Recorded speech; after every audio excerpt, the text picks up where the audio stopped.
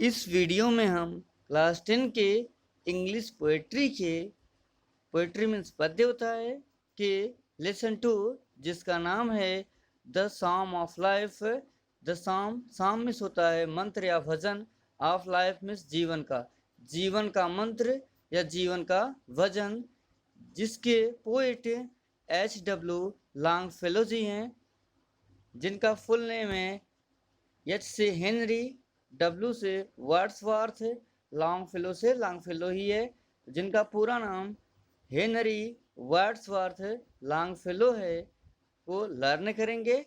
तो चलिए देर न करते हुए आते हैं हम द सॉन्ग ऑफ लाइफ के पैराग्राफ 1 पर। हेनरी वर्ड्सवर्थ लॉन्गफेलो जी ने बहुत ही शानदार तरीके से जीवन जीने के मंत्रों को बताया है कि किस तरीके से जीवन का मंत्र होता है, अर्थात हमें जीवन में किस तरीके से जीना चाहिए। तो जीवन के बारे में हेनरी वर्ड्सवर्थ लॉन्गफेलो जी लिख रहे हैं, life is real. Life means जीवन, इज मीन्स है, रियल मीन्स वास्तविक या सच्चा। लाइफ इज रियल, जीवन वास्तविक है। Life is earnest, life is earnest, life means जीवन, इज मीन्स है, अर्नेस्ट मीन्स दृढ़ संकल्प। लाइफ इज अर्नेस्ट और जीवन दृढ़ संकल्प है। लाइफ इज रियल, जीवन वास्तविक है। लाइफ इज अर्नेस्ट और जीवन एक सच्चा दृढ़ संकल्प है। And the grave, and means और, द ग्रेव मीन्स कब्र को प्राप्त कर लेना, मर करके कब्र को प्राप्त कर लेना। एंड द ग्रेव और कब्र को ही प्राप्त कर लेना।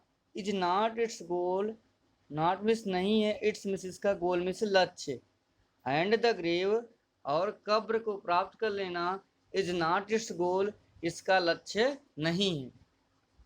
लाइफ इज रियल, जीवन वास्तविक है। फिर से देख लेते हैं, लाइफ इज रियल, जीवन वास्तविक है। लाइफ इज अर्नेस्ट, जीवन सच्चा दृढ़ संकल्प है। And the grave is not its goal और कब्र ही इसका उद्देश्य नहीं है।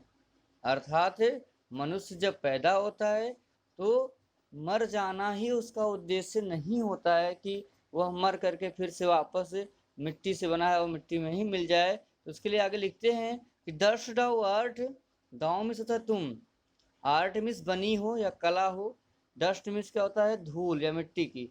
डस्ट डाउ आर्ट, दाव मीन्स तुम डस्ट मिट्टी की, आर्ट मीन्स बनी हो, तुम मिट्टी की बनी हो। To dust returnest, returnest means वापस, और वापस टू डस्ट मीन्स मिट्टी में मिल जाओगी। डस्ट दाउ आर्ट, तुम मिट्टी की बनी हो।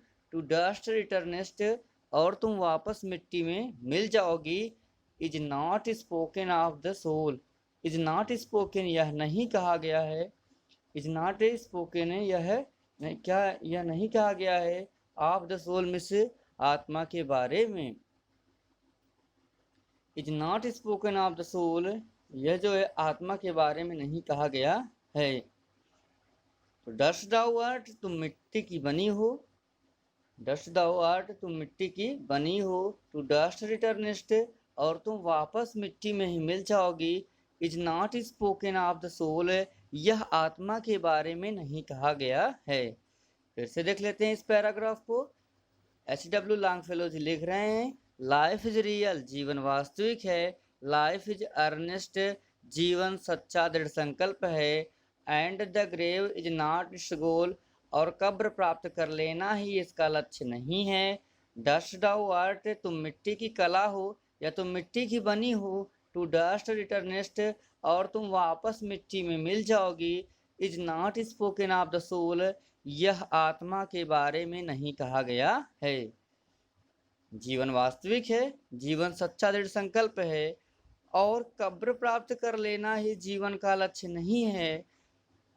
तुम मिट्टी की बनी हो और तुम मिट्टी में ही वापस मिल जाओगी, ऐसा आत्मा के बारे में नहीं कहा गया है।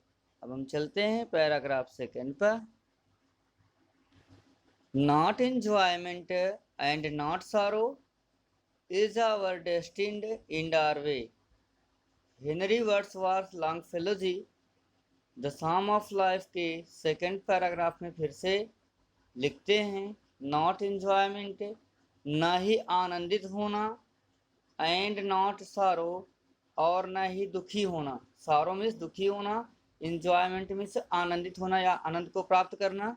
नॉट इंजॉयमेंट ना ही आनंद को प्राप्त कर लेना, एंड नॉट सारो, और ना ही दुखी हो जाना, is our destined, our means हमारे, डेस्टिन मीन्स भाग के, इंड मीन्स अंत में, आर वे या जो है वे मीन्स जीवन के शुरुआत के बाद रास्ते में। नॉट एंजॉयमेंट ना ही आनंदित होना, एंड नॉट सारो, और ना ही दुखी होना, इज आवर डेस्टिन्ड, हमारे भाग्य के, इंड आर वे, शुरू में या अंत में नहीं लिखा गया है। इज आवर डेस्टिन्ड फिर से देख लेते हैं, यहाँ से देखेंगे। इज आवर डेस्टिन्ड, क्या हमारे भाग्य में, क्या हमारे भाग्य के शुरू में या अंत में, नॉट एंजॉयमेंट ना आनंदित होना है, एंड नॉट सारो, और न दुखी होना लिखा है। But to act that is tomorrow, but to act, but लेकिन, टू एक्ट, एक्ट में कार्य करना, बट टू एक्ट, लेकिन हमें ऐसा कार्य करना चाहिए, दैट की, ईच टुमारो, ईच मीन्स की, ईच मीन्स प्रत्येक, टुमारो मीन्स आने वाला कल, बट टू एक्ट, लेकिन हमें ऐसा कार्य करना चाहिए, दैट की, ईच टुमारो, आने वाला प्रत्येक कल, find us father, find means us means हमारे लिए, फाइंड मीन्स हो, फादर मीन्स अच्छा, फाइंड अस फादर हमारे लिए अच्छा हो, देन टुडे, आज की तुलना में, देन मीन्स तुलना में, टुडे मीन्स होता है आज की, फाइंड अस फादर हमारे लिए सबसे अच्छा हो, देन टुडे, आज की तुलना में। फिर से देख लेते हैं, not enjoyment and not sorrow, is our destined in our way, is our destined, our means हमारे, डेस्टिन्ड भाग के, क्या हमारे भाग के शुरू में या अंत में, नॉट एंजॉयमेंट ना ही खुशियाँ लिखी होती, ना तो ही आनंद लिखा होता है, एंड नॉट सारो, और ना ही दुख लिखा होता है। हमारे भाग्य के वे मीन्स क्या, शुरुआत में, इंड मीन्स अंत में, नॉट एंजॉयमेंट ना ही खुशियाँ लिखी होती हैं, और ना ही दुख लिखा गया होता है। ये जो है आदमी के कर्म से, खुशियाँ भी या आनंद भी आदमी के कर्म से ही प्राप्त होता है, और दुख भी उसके कर्म से ही प्राप्त होता है। अगर आप अच्छा कार्य करेंगे तो भगवान की दया से आपको सुख मिलेगा, और जो है अगर आप बुरा कार्य करेंगे तो आपको उसका बुरा परिणाम भोगना ही पड़ेगा। तो वही लिख के कहते हैं कि जो आदमी जब पैदा होता है तो उसके किस्मत में खुशी या दुखी पहले से ही नहीं लिखी रहती है। वो आदमी यहाँ आने के बाद जो कार्य करता है उसके अनुसार उसे जो है आनंद मिलता है और उससे दुख मिलता है। तो वही लिखते हैं, is our destine in our way, हमारे भाग्य के शुरू में या अंत में, नॉट एंजॉयमेंट ना ही खुशी लिखी है या ना ही आनंदित होना लिखा है, एंड नॉट सारो, और ना ही दुखी होना लिखा है। बट टू एक्ट, लेकिन हमें ऐसा कार्य करना चाहिए, दैट की, लेकिन हमें ऐसा कार्य करना चाहिए कि, ईज टुमारो, आने वाला प्रत्येक कल, फाइंड फादर, हमारे लिए अच्छा हो, देन टुडे, आज की तुलना में। लेकिन हमें ऐसा कार्य करना चाहिए, दैट जिससे, दैट मीन्स की या जिससे, जिससे, ईज टुमारो, आने वाला प्रत्येक कल, फाइंड अस फादर, हमारे लिए अच्छा हो, देन टुडे, आज की तुलना में। तो एस डब्ल्यू लॉन्गफेलो जी ने लिखा है कि हमारे भाग्य के शुरुआत में या अंत में न ही आनंदित होना लिखा गया है, न ही दुखी होना लिखा गया है, लेकिन हमें ऐसा कार्य करना चाहिए जिससे हमारा आने वाला जो प्रत्येक कल है वह आज की तुलना में हमारे लिए अच्छा हो। अब चलते हैं पैराग्राफ 3 पर। हेनरी वर्ड्सवर्थ लॉन्गफेलो जी पैराग्राफ 3 में फिर से लिख रहे हैं जीवन के मंत्र के बारे में, जीवन के भजन के बारे में।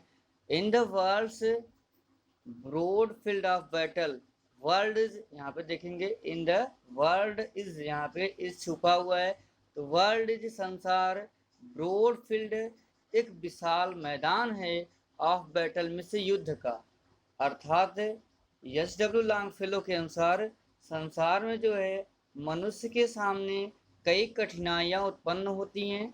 वह लिख रहे हैं,